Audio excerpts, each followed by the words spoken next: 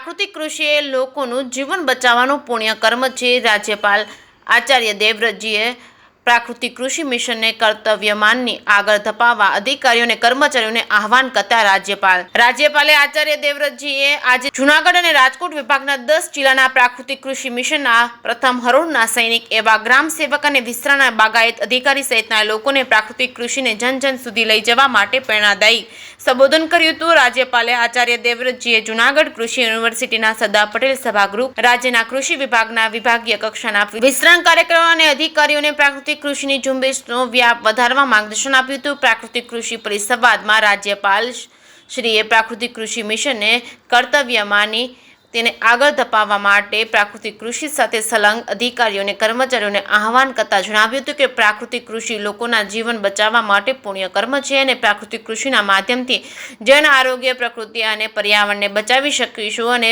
રાજ્યપાલે પ્રાકૃતિક કૃષિની સરળ વ્યાખ્યા કરતા જણાવ્યું હતું કે જંગલમાં હજારો વૃક્ષો હોય છે, તેમાં ઉરિયા, ડીએપી, જંતુનાશક દવા ન નાખવા છતાં જંગલના કોઈ પણ પાંદડામાં એક પણ પોષણ તત્વોની કમી હોતી નથી. જે ફળદ્રુપતાનો નિયમ જંગલમાં કામ કરે છે, પ્રકૃતિનો જે નિયમ જંગલમાં કામ કરે છે તે જ નિયમ આપણા ખેતરમાં પણ કામ કરે, એનું નામ પ્રાકૃતિક ખેતી. તેમણે પ્રાકૃતિક કૃષિને એક શ્રેષ્ઠ કાર્ય ગણાવતા કહ્યું હતું કે પ્રાકૃતિક કૃષિ અપનાવવાથી પ્રકૃતિની રક્ષા થાય છે, સાથે પાણી દૂષિત થતું અટકે છે, લોકોના જીવ બચે છે. આમ ઈશ્વરની વ્યવસ્થામાં સહયોગ આપવો એ જ પરમાત્માની પ્રાર્થના છે.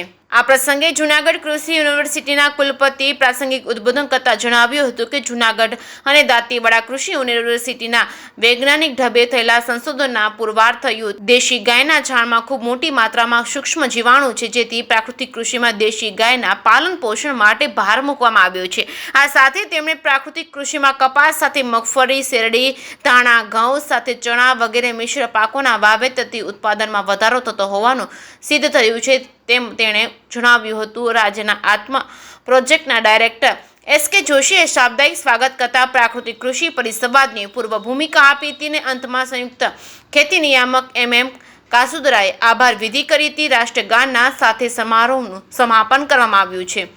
આ પ્રસંગે જિલ્લા કલેક્ટર અનિલકુમાર રાણાવસિયા, ઇન્ચાર્જ જિલ્લા વિકાસ અધિકારી પી.એ. જાડેજા, ઇન્ચાર્જ પોલીસ અધિક્ષક ભગીરથસિંહ જાડેજા, જૂનાગઢ કૃષિ યુનિવર્સિટીના વિસ્તરણ શિક્ષણ નિયામક બી.એન. જાદવ તેમજ આત્મા પ્રોજેક્ટ જૂનાગઢના ડાયરેક્ટર દીપ રાઠોડ ઉપરાંત 10 જિલ્લાના પ્રાકૃતિક કૃષિ સાથે સંલગ્ન અધિકારીઓ અને કૃષિ સખી, કોમ્યુનિટી રિસોર્ટ પર્સનલ સહિતના લોકો ઉપસ્થિત રહ્યા હતા. જે કે સિંહ ગુજરાતી સાથે રાજુ પંડ્યા, કેશોદ.